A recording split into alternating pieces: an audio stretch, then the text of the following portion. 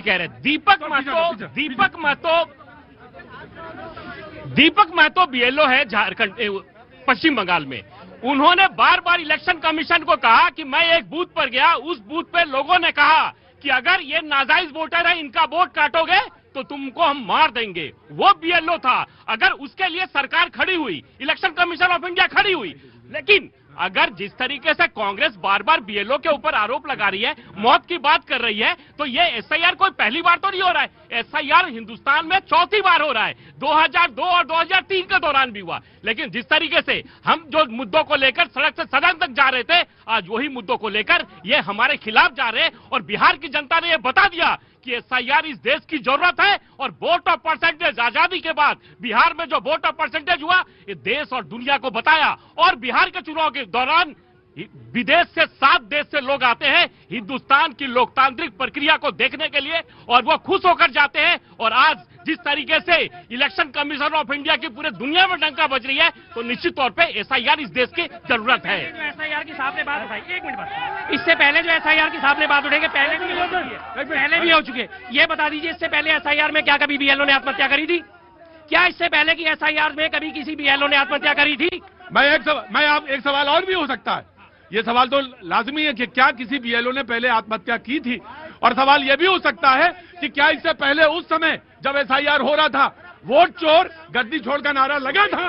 किसी ने विरोध नहीं किया था। हाँ जी, जब एसआईआर हुआ था तब तो विरोध हुआ ही नहीं था। वो प्रक्रिया ममता जी, वही ममता जी, वही राबड़ी देवी वही कह रही थी।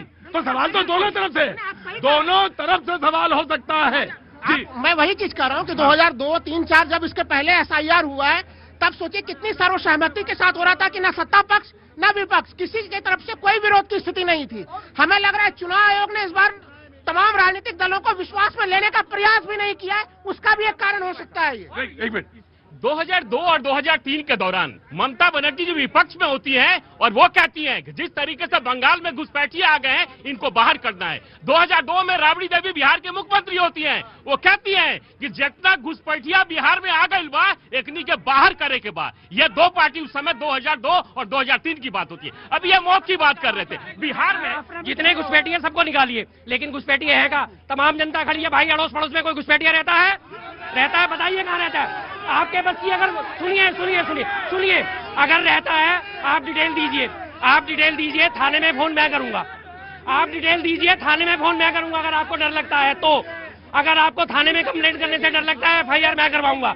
बताइए अपनी डिटेल लिख के दे के जाइए। हम तैयार हैं। मैं ये कहना चाहता हूँ, ये वोट चोरी की बात करते हैं। 2010 के विधानसभा में 2010 के विधानसभा में बिहार में 6% वोट लेकर के कांग्रेस पार्टी आती है और मात्र 4 सीट लेकर के आती है। उस समय कौन सी वोट चोरी थी ये बताइए जरा आप।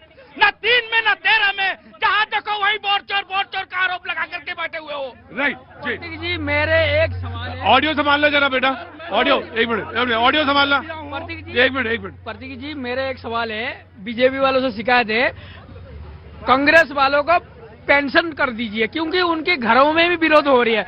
ये उल्टा पटंग बातें करके तो जाके चले। किसको पेंशन चाहिए? कांग्रेस वालों का प्रवक्ता को पेंशन करवा दीजिए। बीजेपी वालों से उल्टा तरफ से बोल के चले आते हैं, फिर उनके घर में विरोध है, खाना नहीं मिलता इनको। क्या नाम है आपका?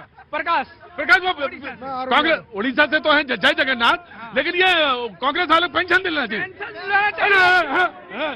नहीं, आप रोज नहीं बोलेंगे, इधर कौन बोलेगा? नहीं, आप खड़े, आप 6 महीना पहले आके खड़े होइए, कब आएंगे आप नंबर? हाँ जी, बड़े खड़े ना चुपचाप। देखिए, अगर देश में घुसपैठिए हैं, वो कहीं भी हो, वो चुनावी मुद्दा नहीं होना चाहिए। उसे साबित करना पड़ेगा कि आपने कितने निकाले। 11-12 साल की सरकार हो गई, आप बताइए, लिस्ट बताइए कितना आपने निकाल दिया। बिहार में भी यही मुद्दा बनाया था, लेकिन वहां पर पूरी एसआईआर प्रक्रिया हो गई। एसआईआर प्रक्रिया के बाद आप बताइए ना कि आपने कितने घुसपैठियों चिन्हित किए और उनको निकालने का काम किया। ये तो सब चाह रहे हैं। राइट स्वाति जी। बंगाल में आज ही नादिया जिला है, उसमें बहुत सारे फेक वोटर आई कार्ड नाले में मिले हैं और स्थानीय लोगों ने ये कहा है, क्योंकि जब निकाला गया तो वो स्थानीय लोग के ही वोटर कार्ड थे। स्थानीय लोगों ने ये कहा है कि हमारे वोटर कार्ड घर में है, मतलब कि डुप्लीकेसी, वहां पे फर्जी वोटिंग कराने का जो तंत्र है वो इतना मजबूत हो गया है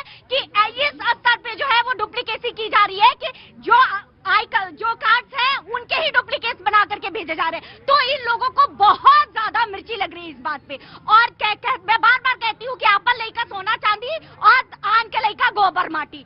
अपने जीते हर जगह तो सब ठीक था, कहीं वोट चोरी नहीं था।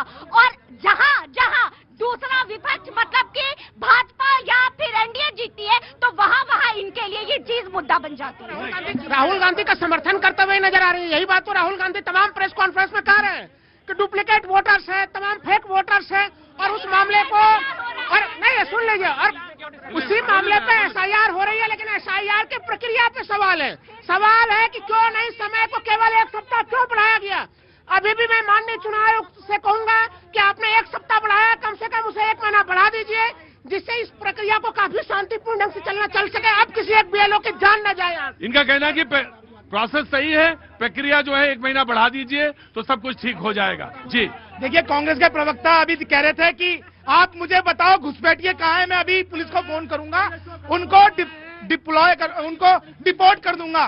तो मैं इनको याद दिला देना चाहता हूं, अरे भैया, आप ही की सरकार के केंद्रीय गृह राज्य मंत्री श्री प्रकाश जायसवाल ने संसद में खड़े होकर बोला था 2008 में कि इस देश में 1.5 करोड़ से ज्यादा घुसपैठी हैं। उनको पूछ लेते, मैं वो लिस्ट बता देते कि कहां से पुलिस से निकलवाना है। कैसी बातें करते हैं। हरदीप पुरी साहब हमारे शहरी विकास मंत्री क्या कह रहे हैं? रोहिंग्या और रिफ्यूजियों को, घुसपैठियों को बक्करवाला में ईडब्ल्यूएस के फ्लैट दिए जाएंगे और उन्हें तमाम मूलभूत सुविधाएं दी जाएंगी। ये रहा बयान भाई साहब, जरा जूम करके दिखा देना। ये हरदीप पुरी साहब, आप सच्चे हैं। ये कौन बचा रहा है?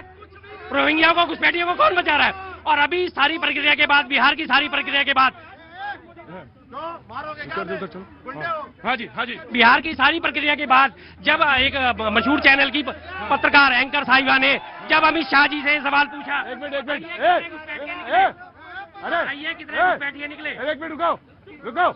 हाँ जी, बताइए कितने घुसपैठिए निकले। अमित शाह जी ने क्या बोला? क्यों जानना है आपको?